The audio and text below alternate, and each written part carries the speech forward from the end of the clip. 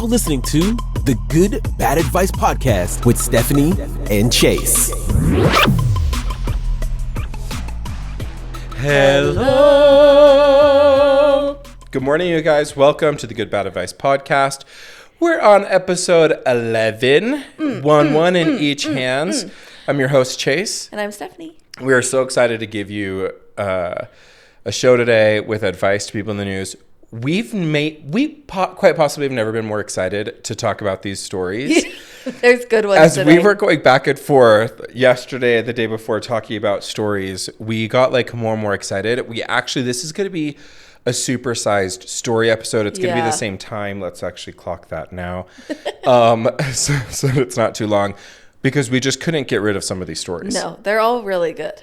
Yeah, which is great because, we understand that a lot of the news right now is just really, really heavy and upsetting. Yeah. And we want to be a source of light and excitement. And so despite the news being filled with pretty terrible things, it's also filled with some whack stuff that we got to talk about. But speaking of being filled with light, we had a couple of fan encounters. One. Hang on a second. Please make room for our new egos coming in here. Okay. So just rest your head. Does someone have an airplane pillow? Just to help support our head up. Got it. Sydney found us. Now, you guys will remember that Sydney's our friend we met when we were at the Taylor Swift Eras Tour movie. And she was the girl that came fully dressed as though she were going to the movie, but was just there to get the merch. No, we are obsessed. She is our Taylor Swift now. Without question. She's our Roman Empire. We talk about her all the time. No, I'm like, Sydney would love this. We're just like at aubergine, and I'm like, Sydney would love this salad. Literally. This is such a Sydney salad. Am I right? We love her. She found us on Instagram. She commented, and I think we posted it on our story. Yes. So everyone go follow Sydney. Yeah, Sydney, we love you. Thank you so much for being such a fun part of our history. Love it. And speaking of the Taylor Swifts, I think we know our niche now. When podcasters are like, you really have to hone in on your niche. Obsession with Taylor Swift. We should have called it at Goodbad the movie Taylor Swift. Yeah. Because you had an encounter this weekend. Tell us. So I ran into Shane Inglesby, who is a listener. He went to the show because we talked about it so much. He was like, wow, this is amazing. I'm like, I know. But he approached me and was like, hi, I know your mom. I listened to your podcast. And I was like, this is the first time I'm being recognized. Stephanie wrote me. I was back east. Stephanie wrote me the most hilarious string of text messages in real time of what she was experiencing of being recognized. It was so unbelievably cute and exciting. I loved it even more because it's actually it's not like somebody from the wild. He is a friend of my mom's. Yeah. And is in their stake. But I've never met him before, so I was like, no, it still counts. Yeah, oh, for sure. It still counts. He was so nice. Said he listened to every episode. We took a selfie together. I need to get the selfie from him. Yes. He was so nice, and I was just like... That's been one of my favorite parts about doing this is a bunch of people from various stages of my life reaching out, being like, oh my gosh, I listened to the pod. Mm-hmm. Hey, here's something I snuck into the movie theater. Hey, I want the Heather Gay story. I've had multiple people. I had my friend Nate reached out this weekend saying, my wife's been listening to your podcast and she needs your Heather Gay story. And I have gotten a couple of those where I'm like, hey, can I share this story with this person? With my friend Gabby. The interacting with everyone who's listening has just been so great. Please keep that up. That fuels our little teeny podcasting fire. It's like our little small community. We already love it already. Yes, obsessed. So much. How was your weekend? It was really good. I did the Eras tour. I went with Bailey, but she was like, oh, you said on the show that you were taking Bailey, so I thought that was you. And I was like, it is me. Yep, I went with Bailey. She loved it. Second time for you or third time? How was it? Second time for me. It was amazing. Lots of singing. Nobody was really dancing, but we sat more in the back. So people were singing. Some people got out of their seats at times. But it was so fun. We brought like blow up microphones. Nice. And smart. I literally kept them against my lips the entire time. I was just like, I could not put it away. It made it so much more entertaining. Bailey, when it got done, she was like, can we go to the Utah show when she comes? And I was like, I'm going to cry. Baby. Yeah. I'm going to cry. Also, never going to happen. She's never going to come to Utah until we get an NFL team. Yeah. And even then, I don't know if she will come to Utah I don't know. ever. But she was like, she loved it. And I was like, yes. Oh, good. I'm indoctrinating. I was with my kids this weekend back east, and we went to Taylor Swift. Mm-hmm. We had a very different experience. Oh, no. So, one, on the positive side, we didn't have inflatable microphones, but we did have Sweet Tooth Fairy lollipops. They're large lollies, and so Charlotte used that as her microphone. I actually have a really cute video of her really going to town on "Use You for the Rest of My Life." Whoa. Take us to church. Yeah, like she's full belting that, so that was really fun. However, about an hour before the movie, we'd gone to dinner, and Oliver got the hiccups. They did not stop during the movie. To the point where we had to go out and get him a water bottle so he could be sipping on water, holding his breath, trying to drink it upside down. So he was using the little recliner to like balance himself upside down. People probably thought that we were just like really obsessed with Taylor Swift, like really getting into it. It's like, no, we're just trying to cure the hiccups. And so we ended up having to leave the movie because he was so afraid he was going to start throwing up because the hiccups got so like violent. I've been there before. And so I'd never seen that. Hiccups to me always kind of like came in like a breeze and left like a breeze. Oh, like, no. Oh, I got a hiccup. And then it's just like will it? And then it's no longer. Sometimes they hurt. Poor OJ had to. So Oliver's his name. Yes. You know that he goes by OJ. Yeah. We have tried for years to explain to him that that's not very notorious villain criminal murderer. Not a great one to associate with. And he's just like, yeah, but I have an EJ and a MJ in my classes. And I'm like, well, MJ's parents should be saying something to him too. And so we call him Oj a lot of the time. Yeah. Like OJ sounded out. So poor Oj had to lay. The only way he got rid of them, he had them for hours. Oh my gosh. The only way he got rid of them was laying completely flat in the shower with water coming in, and he was holding his breath like he was going underwater. That was it. That sounds awful. So we ended up having to leave the Eras tour, which was brutal, early. But we did like a corn maze. We've done this same corn maze every time I go out in the fall, which is pretty fun. They mix it up. I don't know how corn maze architects, I guess. No, so that's one of those things that you feel like as an adult, you're like, I don't know how they do that, and I feel like I'm old enough that I should know, so I can't ask. Well, my kids asked me, Dad, how did they make a gnome in the middle of the field? Like and I was like, aliens. What? And Charlotte like shows me the map, and she's like, do you see, this is like a gnome. They were in the gnome's nose, blah blah blah. Yeah. How do we make? And I was like, I have absolutely no idea. Could not tell you. I understand how we plant crops. I understand like if you were doing a needle point or something and you had like a little guide or like jewels that you like stick on and it makes the painting. How somebody figures out. I have no idea. I guess they could grid it out and then they dot it and then they know like perfect. Actually, I just figured it out. That's all they do. No, that's not what they do. Yeah, they do. They have a giant. They just freehand mow it. No.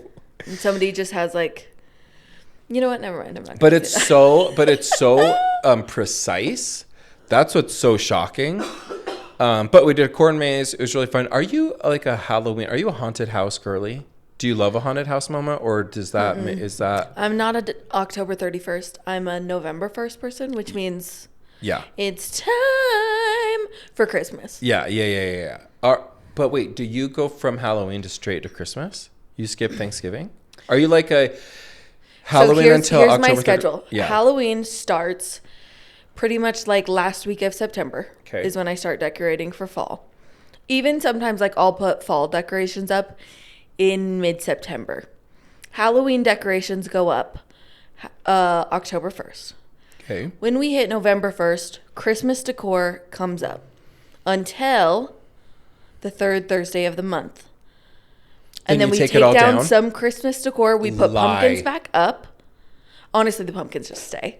But that week of Thanksgiving, some fall decor reappears out of nowhere. Okay. And then Christmas goes back up.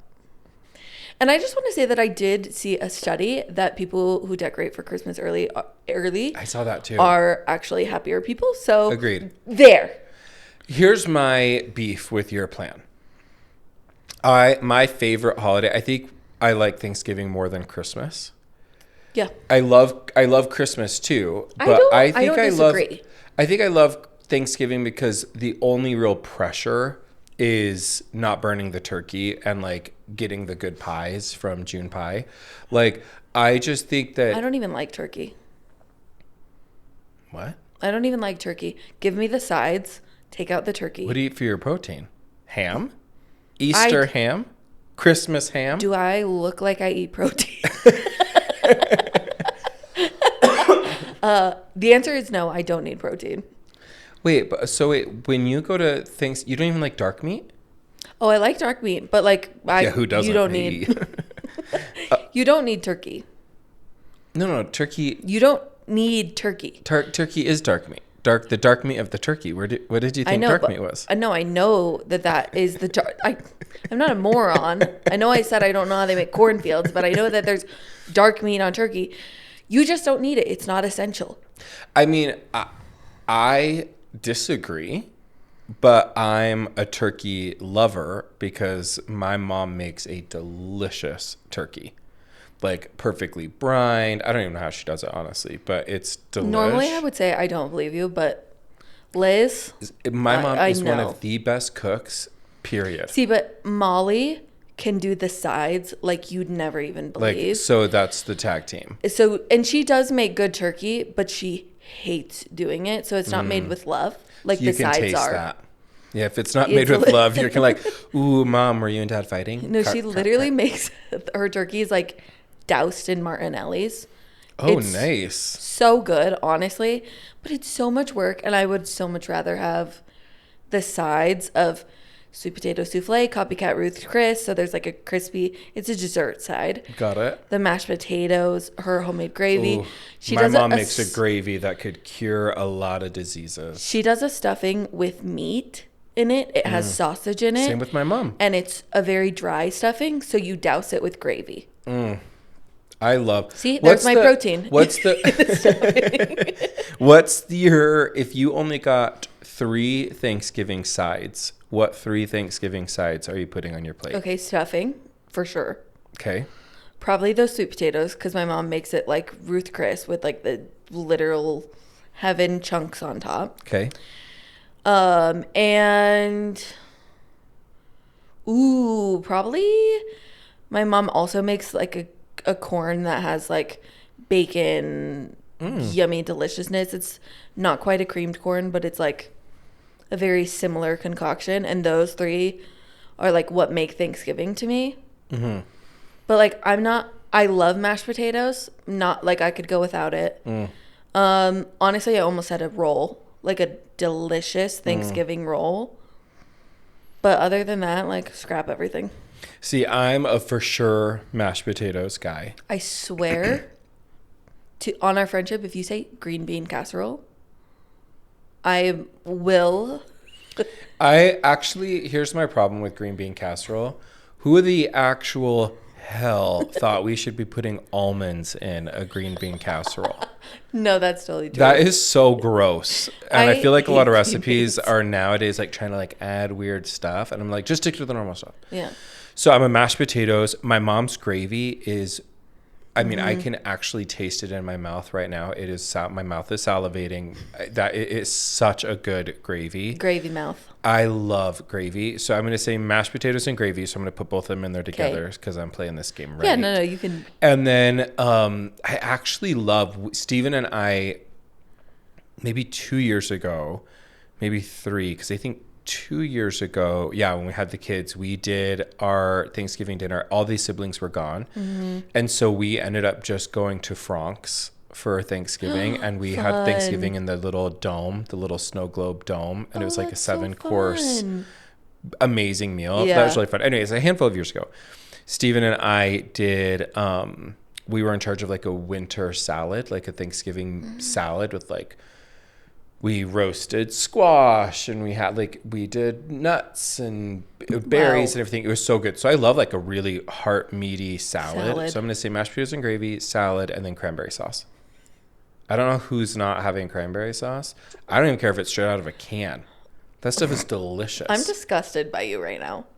For your Thanksgiving. You didn't even want turkey. For your Thanksgiving sides, you said mashed potatoes and gravy, salad, and cranberry sauce? Yeah. Because I have turkey there.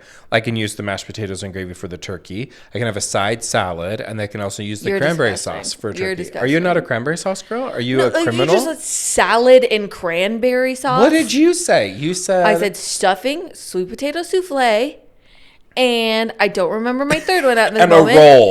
And a roll. And a roll. Honestly, I would fight you I would bare fist fight you right now for saying salad for Thanksgiving. I told you it's like a meaty salad. There's lots of things in it. You're disgusting. How did we even get here? I don't even know how we got here. Honestly, I don't know. Corn mazes, holidays, Thanksgiving vibe. Well, you just flew back last night. Yes, we did. How was that? Flying it used to be my absolute favorite thing. Being on the airplane, and I still really love it. It's because you were young. In my youth, I'd be like, I'd love to just get on a plane and sleep for the whole flight with my neck like this. And soda. And I always wake up in time just for the peanuts. Yeah. And now they're pretzels, and it's not quite the same. I actually have so when we turned 10, my parents took us on like an individual trip. And I have a twin sister, so we both ended up going to DC. Fun. And my sister was flying out later that day with my dad, and so I was on a separate flight with my mom. The flight attendant, I think, I could get these details wrong, so Mom, don't come at me, but I remember the flight attendant, as we were waiting, spilled coffee on my mom's bag or purse or something. On her Louis Vuitton. And so they upgraded us to first class. Gorgeous. And this is back in the day where like they full blown they multi-meal. Yeah, there was not like a sheer drape. Yeah. There was a definitive, please, if you're commoners, just get to the back as quick as possible. We need to serve the royals as soon as we take off. And so I remember my mom does not like flying. So she may have taken a little calming elixir. Yes. In a pill form. So she was passed out. Yeah. She's against the window, and I'm just trying to and the air is full-fledged on her face, because this is also back when the fans were real fans and not like a little teeny straw that some guy down the bottom of the plane is just breathing into, and you're hoping that he has a mint. Like, that is how I feel about planes today. Yeah. But so I'm like trying to like put the blanket on my mom, and the flight attendant, there's only one in first class or something. So you know, they're around a ton. So they're like, "Oh, you're so sweet." And I'm like, "Oh, she gets really nervous flying." And I'm closing her mouth. I'm dabbing out her drool. No, just kidding. But they bring like this beautiful meal. Mm-hmm. And I was like, I am not here. Like, I don't even know what this stuff is. Yeah. But I'm trying to be like, okay, because I was such like just do the right thing, follow the rules growing up. Yeah. What happened? This flight attendant, life. So this flight attendant comes up and is like, "Would you like something different?" And I was like, "Kinda." And she's like, "Back there, we have mac and cheese for kids and chicken nuggets. Would you like some of that?" And I was like, "Oh yes, please." Homegirl brings me like on China mac and cheese, chicken nuggets, little teeny trays for the dipping sauces of chicken nuggets, like ketchup, a horseradish, or a honey mustard or something. Like a horseradish, wasabi. I don't know, just whatever they could round up there. An aioli. And I think that is like such a core memory for me that I just love flying. Yeah. Now that I'm 30 something, tone changes, and my back is sore, so sitting for that long. It's brutal. A lot. And I'm not a lean backer. I don't like that. It's uncomfortable, one. And two, I just feel like leaning back is such a dick move. Like as soon as that ding, 10,000 feet, and you hear like the 4 or 5 people like shunk, and they've immediately gone back. I hate that. And I also have anxiety because I saw a guy that was working on his laptop on his tray table, and a guy leaned back and it crushed his laptop, like it broke the screen. So I always get very like nervous when someone leans back. If I do, I never do it on the alert, and I'll like barely go back. I never go full recline. Yeah, because you're a decent human being. Yeah, of course. The airplane is full with at least 3 or 4 people who are not decent human beings. Got it. And our goal is to catch them on camera.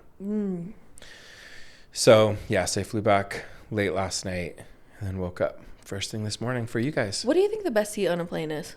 First class. Wait, what did you say? The best seat on a plane. Yeah, that's first class. Yeah, got it. The worst seat on the plane is coach. Because every single one of those seats suck. Yeah. I was flying out. I was in the aisle, which is the least bad of the bads. But you're always having to get up because the other 2 dum-dums are always wanting to go to the bathroom. If you're stuck in the middle, you're fighting for the armrests the entire time, which is so annoying. Yep. And if you're in the aisle, you get a bladder infection from holding on to your pee because you don't want to have to keep going out to go to the bathroom. And I nervously drink on the airplane. So yesterday I was trapped. The lady next to me completely passed out asleep. Like passed out asleep. I was fake sneezing to try to wake her up. Trying just like anything. Yeah. No, homegirl was not taking anything. So I sat on that plane. It was a 5-hour flight. I sat the entire time, did not get up once.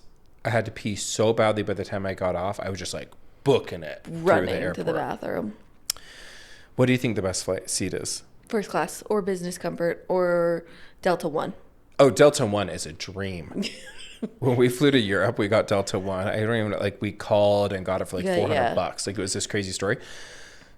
They came in, they gave us a bottle of champagne. We were leaving and they were like, for your first time in Delta One, we wanted to give you a bottle of champagne. It's like a bottle of champagne. Are you kidding me? When I flew standby, they upgrade standby internationally.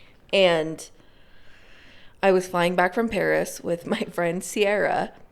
And she literally, I am sitting in my first class. I literally already have my feet up with a champagne flute of OJ as she walks past. And I was like, cheers. Oh, you are the worst human. I know. Honestly. That's like when I fly with my parents and they're in first class and I'm in coach. My dad will be like, my dad will be like, do you need a water? Can we get him a water? To the flight attendants. He's like, do we have anything for the people in the back? Oh gosh, I feel so badly drinking this. It is crystal. Like it's so. Speaking of my dad, it's his birthday today. So happy birthday, Papa. It's my dad's birthday on Friday. They're October dudes. Yeah. Happy birthday. Happy birthday to both of our dads. Kevin and Jeff. Yes, we love both of you. Unless you want privacy. And then it's Schmevin and Hef. Yes. Perfect. We won't disclose anything.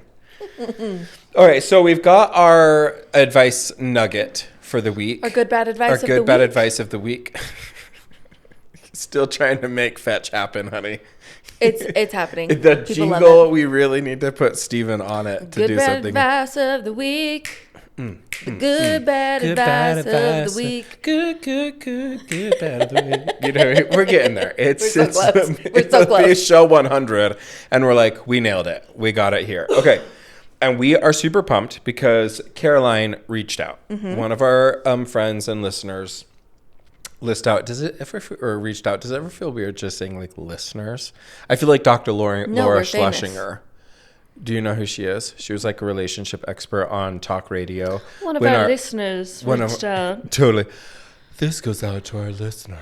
Caroline. One of our fans reached out. Yeah. Which, please reach out. No, we're obsessed with this. If you have tropes or idioms or things or nuggets of advice that you've heard that you want us to talk about, send it to us. Yeah. And it's been really, that's like our favorite part. We talked about this before, but it's been fun to see people reaching out. And this is one as well. So this is from Caroline. She writes, so in 2020, after my dad passed away, a friend arranged to send us dinner. I went to ask my husband what time was good for it to be delivered, and then my 10-year-old asked why we were having dinner sent to us. I told him that my friend said she was sending sympathy and it was the, quote, least she could do, to which he, and may I add, promptly replied, well, what was the most she could do? And now I'm wondering why we used that phrase in the first place. Please discuss. Yeah. I love this because it kind of goes along with less is more. Wrong. More is more. Yes. Do more. Like, I think this. Sometimes it's, if someone would say, oh my gosh, Stephanie, you brought us all this food, and then to be like, oh God, honey, it's the least I could do. I do love using it in a patronizing way like that. What I'm saying is that if I'm using that to minimize the effort I put in there so that people don't think I was trying so hard, I would replace it's the least I could do with like, of course, I care about you. Yeah. Like something that like receives it. I feel like the least I could do is used by people who don't know how to receive or give things easily. And so it's like, well, it's the least I could do. Oh, I guess I'll do this. If you're really using it as like this was the least I could do. Oh man, I want to spill some tea so badly. Remind me after the show to tell you I have a hot take on this. Someone in my life that. Okay. But this idea of like, if you really are just putting in the absolute minimum of all minimum efforts, shame on you. I know, but I do kind of like doing it. Like, let's say I throw a themed party and it's like the themiest theme party that's ever themed. And then people walk in like, oh, this is amazing. Oh, it's the least I could do. Like doing it like a shoulder. No, that's just like when you give someone like a really beautiful gift or like, oh my gosh, Stephanie, you shouldn't have. Oh, honey, it's the least I could do for someone like you helping out. And you have to use your rich voice to say it too. Everyone has a rich voice. Yeah. Everyone has a rich voice. It may not be authentically rich, but we all have a voice. And that's so funny, actually. Someone once also explained to me that there's rich and poor ways to wave. Have you heard about this? Mm-hmm. So, like, this is the poor person wave. Got it. And this is the rich person wave. Because it's patronizing. Once you see it, so I'm waving my hand back and forth for those of you that aren't going to watch our social cuts. Wow. So waving back and forth is like poor, like, hello, mommy, please, small cheese, something. I don't know what poor people are saying these days, but that's one. And then rich person, it's like an up and down, your fingers stay the same, like together, and you're like, hi. It's so patronizing. Hey, Rebecca. Tim. Hey. Oh, God. I heard about prison. Sorry. Like, that's such, don't you think that's such, like poor person that's like, hi, I'm so excited to see you. And then rich person's like, yes, James, bring the car around. These people are talking to me from the distance. Okay. Like, that is so what I feel like. I love different. Okay, so thank you, Caroline, for reaching out to us. And anyone else who has something that you want us to, discuss. Yes. Advice. Let's stop using it's the least I could do. Own what you did. Yeah. And don't use it unless you're absolutely using your rich voice, putting someone down. Yeah. Okay, we got to get into some of these stories because we were hoping to crank through it and we got distracted with ourselves. Thanksgiving because somebody likes salad. Oh, someone likes a roll. Okay. It's going to be, the episode has to be called like Thanksgiving Food Fight. And that's absolutely what this has turned into. We're like, that's the point. Got it. All right. TMZ is reporting some of the biggest bombshells from Britney Spears' memoir, which releases this week. Now, we've discussed last week the difference between Jada Pinkett Smith's memoir and Britney Spears' memoir. And we recorded before it got released. Yeah. Literally like 3 hours before it was released. It was like kind of the worst time. Of course, we finished wrapping the show. We feel great about it. And then my phone pings and then I text you and you're like, I just saw. Yeah. So some of the major bombshells that were released here, she does say that she and Justin Timberlake got pregnant and that he pressured her to have an abortion, which she did. She cheated on him with Wade Robson. Yes. Which is a very interesting thing. She says that she had a hot fling with Colin Farrell, who's really kind of disappeared, by the way. I haven't seen him in anything in 1,000 years. He was in an Oscar movie last year. Oh, Go you, Colin.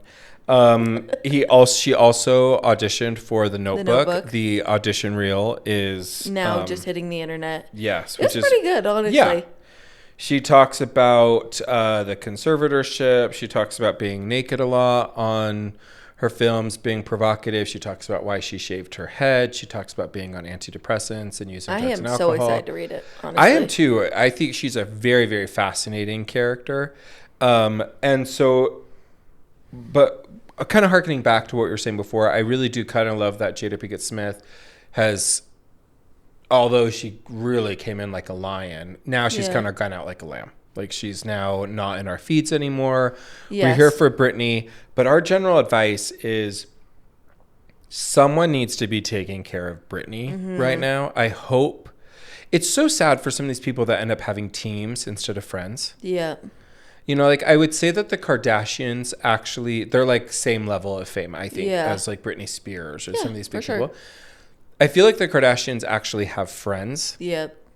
That they have real friends, and I feel like then, and it's probably because there's multiples of them, and so there's a little bit more kinship or something that is just a part of that dynamic. But I'm so sad when celebrities no longer have friends and they just have teams. Yeah. And I feel like Britney needs a friend. Like, she just needs a real. We don't hear of anybody who's been friends with Britney Spears for like 20 years. Yeah. 25 years. Like, you know, even if the friendships have had like Leah Remini and J-Lo, like, where those friendships have gone through rocky phases, but then they've been friends for so long. I'm sad that Britney doesn't have any friends. Yeah.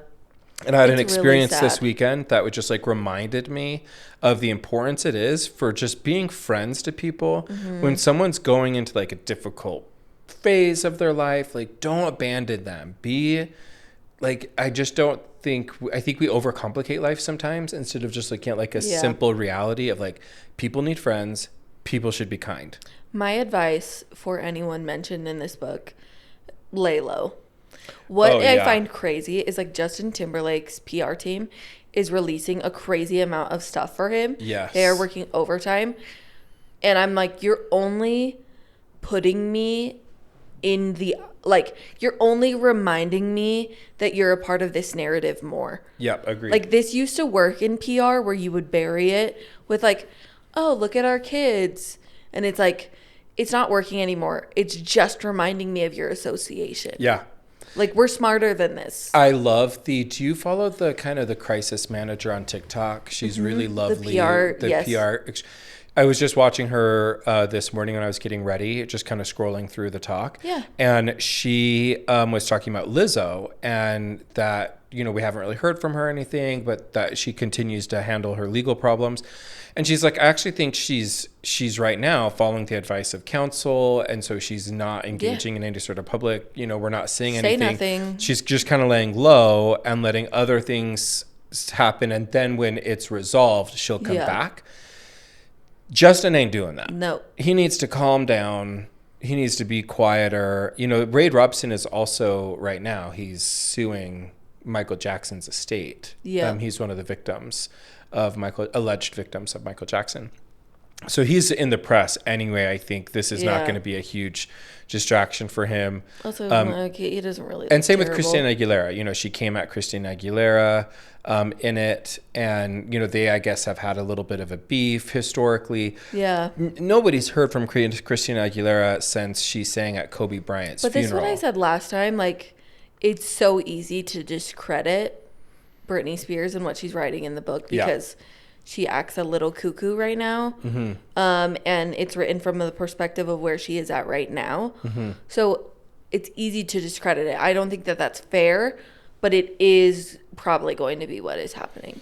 And I just think at the end of the day, if you're in the book, I agree, kind of lay low, let her have this time. The huge buildup on this. If there isn't merit to what was said, then it'll kind of come in and go out. Yeah. So let it, you know, chill. Yeah. Go on, watch What Happens Live, and but we are a fan of Britney here at the Good Bad Advice podcast. Yeah. So we stand with Britney. And girl, if you need a friend, we'll be your friends. We'll hang out with you. I will be your friend. We would. Why not? I probably would monitor your Instagram a little bit more closely. Yeah, so. And I wouldn't let you like necessarily be around my children, but I would for sure be friends. And get you to a healthier space. But that's a good friend. A dang good friend. Boundaried.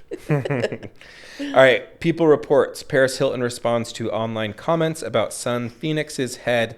My angel is perfectly healthy. You are the worst. What are you laughing at, you wacko? Nothing. I have nothing to say. Okay, because Paris Hilton is shutting down the negative comments around her son's appearance. In a TikTok video posted on Friday, she reviews and rebukes negative comments about how giant her kid's head is. That's basically what it is. Yep. And let's just be clear. If you're attacking a kid's weight, size, their physical appearance, you're a horrible human. Particularly, I mean, this kid didn't ask his mom to put him in the press or anything. You know, he can't help it. Yeah, he's at the same time, that head is freaking huge. Like, okay, yeah, we're bad people. Don't comment, don't post. Like, let them be kids. That baby's head has its own weather system. I'm surprised he'll never need an umbrella. He was a stunt double for Megamind. Yeah, that's what she goes for Halloween. If Paris Hilton wants to own this, she just needs to have him go straight up as Megamind for Halloween. That baby's head is huge.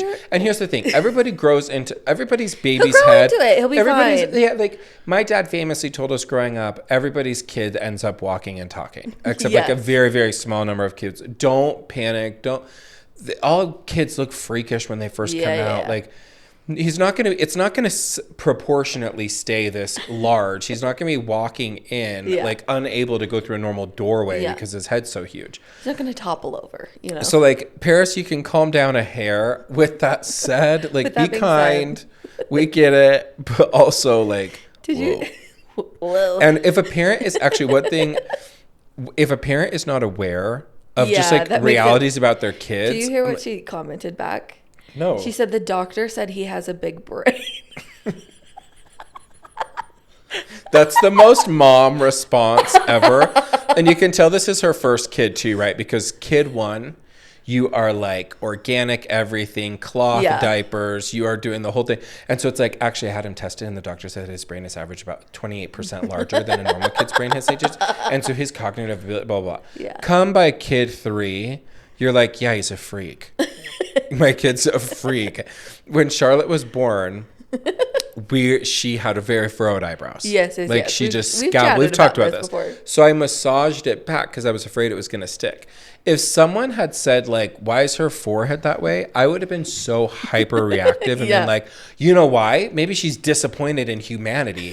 Like you're a part of the disappointment, you know, Brad. Yeah. But now I look back in it and I'm like, if someone were to actually have said that to me with the lens of today, I now would be like, you're right. I know. We had to massage We're really her out. sorry. We won't let her out in public until we get her under control. She had a permanent scowl. Like, that's a fine. Maybe Paris Hilton should invest in hats. He could probably fit into like a medium wig. You know what I mean? Because the bald is what I think is throwing it off. If he got like a nice little A-line, everyone would be talking about the A-line. Never sees this. Just saying. Dreaming big, but you know, Paris, we do love you. It does also he looks so much bigger compared to a little like. You know what he could go as for Halloween? I just thought about this. He could go as a pool ball and a pool cue, like in an action shot. So you just paint the face white or like an 8-ball, and then the rest of his body is all brown. Put him horizontal, looks like he's playing pool. You know what? And if this makes us terrible people, so be it. I'm sorry. I just feel like funny. People need to stop being so sensitive about their kids. Like every parent is so blind to their children. We didn't say he was ugly. We just said his head is huge. Head. That's objective. We're not saying like give us the circumference. I'll compare it with 20 other kids. Sorry, I meant he has a big brain. Yeah. He's one of the few people in this world that'll have a really large brain. Okay, Paris, we love you, but speaking of kids, though, did you see, this isn't a story of it, did you see Brian McKnight had a son? Yes. Has a new album based on his son's name. Okay.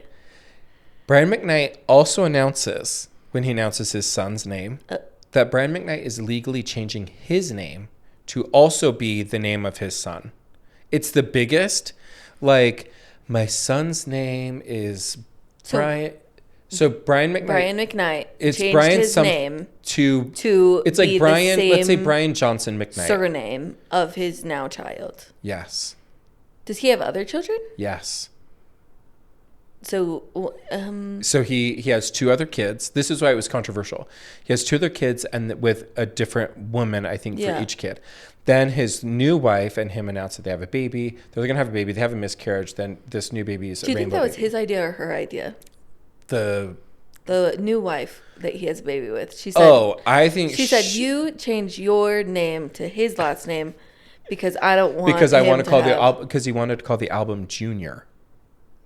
His new album Junior. Oh, that's. So he legally changed his name to match his son's name. Stop it. That's a new segment we're going to start doing. That's going to be a new segment. We're just going to have a stop it segment. Yeah. And we just say, stop it. Hard stop. Whatever you're doing. There's no other advice that needs to be given other than stop it, you weirdo. We have nothing for you, but you just need to stop doing what you're doing. Parents are bizarre with kids, dude. Yeah. Like, I'm so glad it's such a weird culture, but if we can't talk about it, then, like, you're creating more of a problem. Yeah. All right. Mauricio, Real Housewives of Umensky from Real Housewives of Beverly Hills, currently married to Kyle Richards. He's on this season of Dancing with the Stars with Emma Slater. Cringe.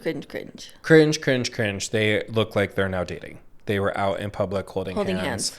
Not workouty, not. I feel 2 ways about this. One, like Riley Arnold and Harry Jowsey are getting a ton of press. Agreed. For potentially being dating.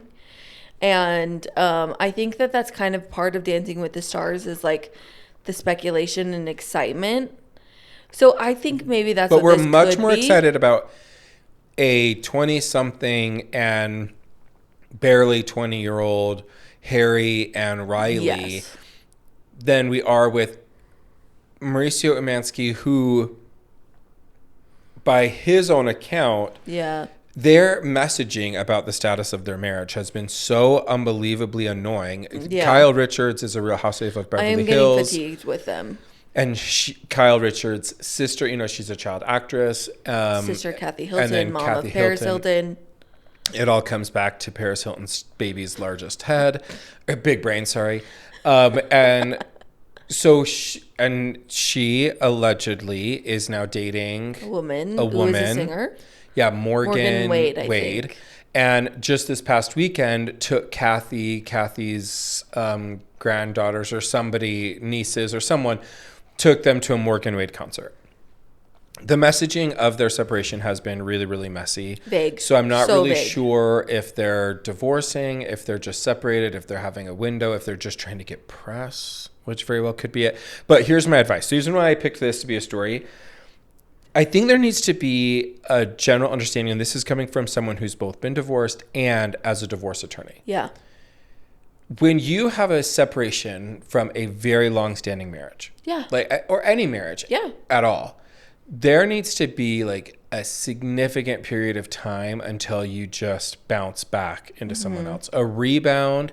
Like, can you ever imagine marrying the first person you dated after you were married? Like, either you were with them beforehand or something nefarious was going on, or like you're just not well. Yeah. Because divorces are traumatic. Ending a marriage, ending a relationship that is that magnitude is like I very, very rarely see anybody that I would comfortably say after a divorce, hey, go ahead and just jump into another marriage. A lot of people are just not used to not being loved, though. Like, they jump out of it and they're like, I need more love. And they are also unwilling to seek therapy. That's my thought. Get help. Yeah. Get to a stable place.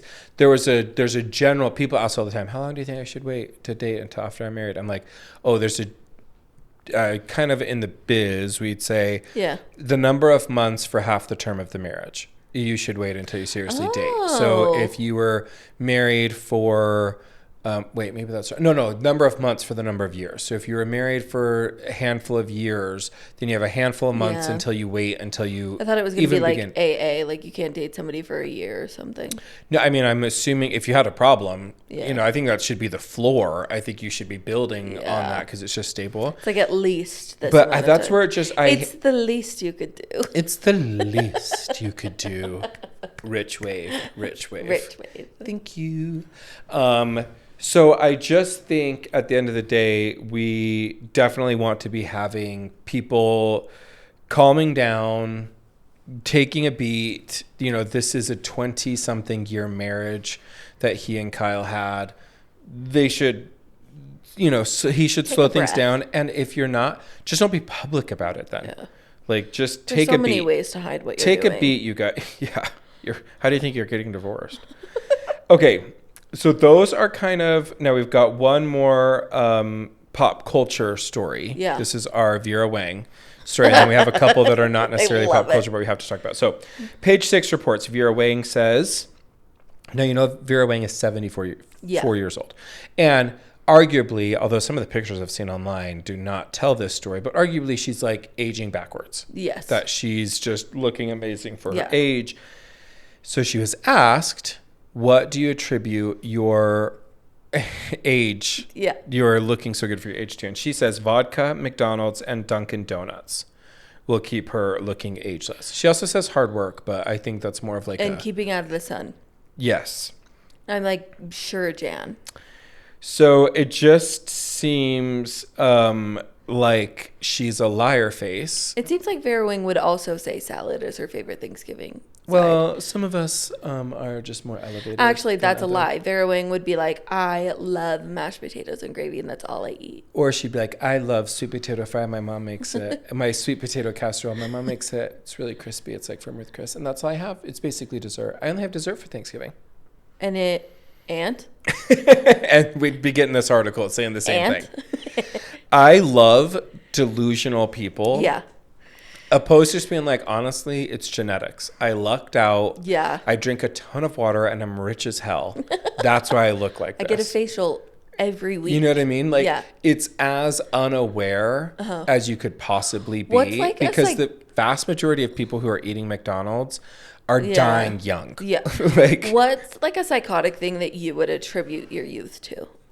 Like I used to jokingly say it was the blood of my children. Oh, yeah. I used to be like, I just slowly drain it. A little bit. Yeah. No, I just do a little powder of blood. That's very Gwyneth Paltrow of you. Yeah. I would say, okay. Wait, do you have one? Cue it up. No, I don't like. Because you are still kind of young. That's fair. Like I haven't contributed to that yet. But I'm nearing my 30s. So maybe I would just be like, I like spend a lot of time in my bed. And like that creates a lot of peace in me because I'm in my bed so often. Like that's how I would frame it, is just like my bed brings me peace. It's a place of meditation. And so because I'm in my bed so often, it keeps me looking so young. It's so funny because it's so true. Where I'm like, I could hear myself saying that and fully defending it. Yeah. And then, and like, I do live that. I do live that life.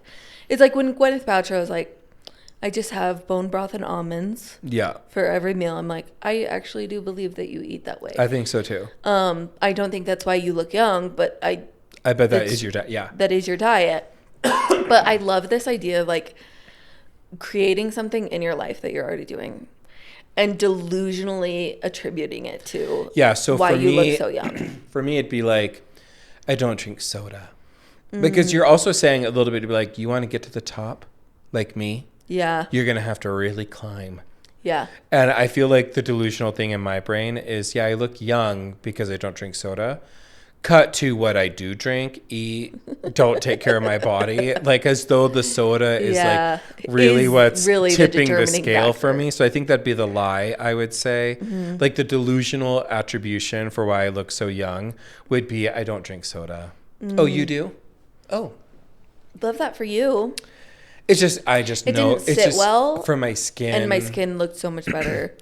I just feel like I radiate more without being on soda. So like I want to say something crazy. Like instead of doing like a vitamin C serum, I actually just squeeze fresh orange juice on my face every day. You're like, actually, I just pat it in, but I would never do that. You're like, I've been putting mayonnaise on my face for the last 36 years, and look at it, I glow. Like something gross. That might work, though. I know. I would never do it, but that might work. All right. Now, these two stories we are so pumped about because it's such whack things in the news. Alaska Airlines off-duty pilot tries to take down plane. Hit with 83 counts of attempted murder. 44-year-old Joseph Emerson, who's employed by Alaska, was arrested and booked on Monday on 83 counts of attempted murder after law enforcement claims he attempted to shut off the aircraft's engine mid-flight the night prior. This is such an insane story. It's nuts. So it says, apparently Emerson was hitching a ride on Horizon Airlines flight, which is owned by the same company that manages Alaska. It was going from Seattle to San Francisco, but which had to divert to Portland because of the alleged incident. According to cops who cite crew members on board, Emerson pulled this incredibly dangerous stunt while sitting in the cockpit's jump seat. But thankfully, the captain and the first officer were able to subdue him and prevent the plane from going down. I have a lot of questions. So many questions. What the heck? I'm trying to keep it clean. What the heck is a jump seat? Oh, so a jump seat, I actually know this. Oh my gosh, okay. Because I flew standby. So a jump seat is like, as you enter the plane or when we're doing takeoff and if you sit in first class like we so often do. Yeah. Couldn't even say it with a straight face. The flight attendants sit in what is called a jump seat. And it's basically like attached to the wall. It folds down. They sit in it for landing and takeoff, have their own like seatbelt and stuff. But often if like pilots, flight attendants fly somewhere and then their schedule doesn't fly them back, they'll fly like on a jump seat flight. Got it. Back to their like original place where they live. Or they'll like try and get a standby seat. A jump seat is like really a last resort because it's not very comfortable, but they're a flight attendant or a pilot, so they get taken well care of even though they're in a jump seat. But it's a fold down seat. It's not like a regular seat on the flight, but it's right by the flight deck. I don't know, whatever you want to call that. It's right up there. So it's somehow close enough where that he was able to, yeah, it's literally shut when you off walk the aircraft's engine. Yeah. It's right when you walk on. It's like usually right there. I feel like the aircraft's engine shut off should be more protected than just like where a jump seat rogue person could be making the flight about himself. Yeah. And we have no idea what led to it. But allegedly, though, it's because it's a competing airline. Oh, really? Wait, that's why I thought it was so funny because like they framed it in a way that like this was actually a competing like competing airline, even though they're owned by the same umbrella company. He like said that was part of his reasoning. And I just want to say, if you're taking your competitive nature that far, stop it. Yeah, if it's criminal, you're in trouble. Here's my general thought. Can people please just stop effing around on an airplane? Yeah. I am so sick of... our listeners has sent me the other plane situation, the poop on a plane situation that happened. There was another one major in the news this week about a poop incident on the plane that required a diversion. You know what? We have got to start taking IBS seriously. It's now our like trope, Taylor Swift and poop on a plane. Yeah. I'm just so sick of hearing so much crazy stuff that's happening on planes. Mm-hmm. It's just insane to me. You guys are going to start ruining privileges for the rest of us. You are. I'm over it. You guys get it under control. Can we please stop trying to hijack a plane? Although, did you see Idris Elba's movie or TV series Hijack? No. Fire. It was very, very good. Idris Elba is an underrated actor. I think he's a delicious actor. I will watch almost anything he's on. But he is a certainly rated DJ. Did you know he's a DJ? No. Yes. He literally DJ'd That's such a fun Coachella, segment. We should do what other like things you wouldn't know about celebrities, and it'd be like, oh, Idris Elba is a DJ. Yeah. Did you see Will Ferrell was DJing his son's party at the USC? That's so funny. All right. Now, this is the last one that we have for you, and we're going to wrap it up pretty quick because we're trying to be good on time. But a $1.4 million speeding ticket surprises a Georgia man before officials clarify the situation. Get this. A guy was going 90 and a 55. In Georgia, they have a policy in Georgia, I guess, where anything over 35 is a mandatory court appearance. Yeah. So when he gets his little ticket, it says the amount owed, the fine amount is $1.4 million. Jeez. And as you can imagine, he calls the clerk and it's like, is there a mistake here? And they said, oh, well, our system automatically puts that number in because it's mandatory court appearance. Now, their bail scale or fee schedule only allows up to $1,000 for this level of infraction. So they clarified and they're like, we're really trying to get out of this. We're trying to fix the software, blah, blah, blah. But it got me thinking, and the reason why I wanted to talk about the story. Yeah. What advice do you have? Well, one, have you ever successfully gotten out of a speeding ticket? And what advice do you have? Because clearly this guy's not going to get out of the speeding ticket, although going to the press about how insane the speeding ticket was and drumming up a lot of like, I can't believe this. That's one tactic to get charges reduced or dropped, right? Is to have sort of like public outcry against the law enforcement of whatever is happening. And so I get that that's one tactic, but then it made me think, have you ever gotten out of a speeding ticket? Yeah, one time. And it was because he forgot to file it. No, you did nothing? I literally have never gotten out of a speeding ticket besides that time where I called in, they're like, wait 7 days and then call in. And I gave them my number and like my license plate and whatever. And she's like, oh, I don't have a ticket filed for that. And I said, what? Wait, how long ago was this? It was 3 or 4 years ago.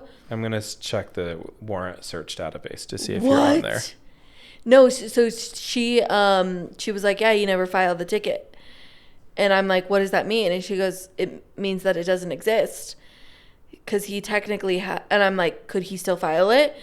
And she was like, no, he can't. It would have had to be filed by yesterday night. And I was like, so I don't have a ticket? And she goes, no. And I said, I love you. I love you. And you have no active warrants. Thank you. Just so you know. Thank goodness. I'm going to check your husband. Oh, thank you. I check people pretty regularly. I have a couple of people you could check. And Traven's on the clear too. Oh, wait. No, sorry. I need to switch his name. Oh, wait, no, sorry. Oh, he does not have a warrant. Can you imagine if it turns out... That would be nuts. That we find out live on here? No, there isn't. I'd keep it in for views. I'm also just checking. Sorry, babe. I check me all the time as well, not because I've done anything criminal, but because my paranoia. Yeah. Because one time I did go, I was in justice court and I was handling something in the city where I lived for a client. And I jokingly said, hey, could you also just make sure I'm clean? And I said it in front of my client. And she's like, oh, actually, we show that there's a bench warrant for a failed registration from a year ago. And I was like, what? So they took me in, not in custody. They took my matter. I handled my matter with my case. Yeah. Then they let me come back at the very end of it's like kind of cattle calls. So there's so many people. So I came back in. I was like, Your Honor. And the judge is like, is this, I don't show you have any other matters, Mr. Walker. And I was like, it's a personal matter. It's mine, my own matter. And he like sat back, got the smile on his face like, well. And what did we do wrong? And I was like, and the prosecutor was really funny. I've worked with him before. So he was like, got him on a suspended license. And I was like, what? He's like, oh, sorry, wrong case. And we got him on a late registration. And the judge is like, so what do we do for him? And I was like, Your Honor, I'm happy to pay the fine right now. I'm so sorry. I just want to get this handled. He was like, okay. I have a lot of power here. It's like, I'm aware, you know, like I was like trying to be funny about it. And he's like, I think we can reduce your fine to $40. And I was like, he's like, can you pay that today or do you need a payment plan? I was like, I'll pay it today, Your Honor. He's like, thanks. So I do, after that, I just constantly check myself in case I wreck myself later on. But I've gotten out of multiple speeding tickets. Never. Really? Never. Here's my general advice. 1, always be kind to the police officer. Yeah. Being combative, trying to like catch them in it, like these dumb videos I see on TikTok of someone being like, you know, I don't have to answer any questions. I'm a sovereign. I'm not in the, shut up. Yeah. Give them your damn your registration, your insurance, whatever. I'm always really, really nice. And then I just say to him, is there any possibility you can give me a warning here? I've been having just like a rough go at things. So I could really use a win today. Is there any way you can just do it as a warning? I just ask. And it has worked way more often than it hasn't. That's if they get me like if they get me dead to rights, like, hey, you blew a red or something, I'm like, hey, I know I blew that red. I'm not debating that at what all. I have heard is you should always admit that you knew what you were doing. Yeah. So when like, do you know why I pulled you over? It's like, I checked my speedometer. I think I'm going a little fast. I don't know if there's something else, but I'm sure you have a reason. That you knew you were speeding. I've heard that usually works. Yeah. And the lawyer in me wants to say, and I'm not giving legal advice here, I want to be very, very clear, but the lawyer in me wants to almost say like, don't admit to anything. But I also feel like it's saying, you could say, I'm sure you have a reason why. I'm not sure exactly what that is, but I know you have a reason. Mm-hmm. Being super kind and then asking them, is there any way you can just give me a warning? And not being like, is there any way you could give me a warning? Oh. I got pulled over early morning on my way to my parents' house. I think I was like coming home from college to go to their ward or something. And I got pulled over. I was so nice. I was so frustrated. It was like 7 a.m. And then he handed me the ticket. He's like, I hope your day gets better from here. I was like, WWE SmackDown right now that you just said that to me. Are you kidding?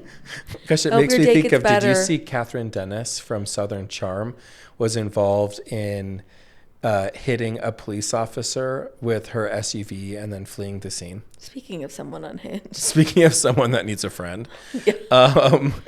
I just think the idea of like being nice to the cop as much as possible, you get more bees with honey. And then if you need to handle it on the back end, you go to legal town.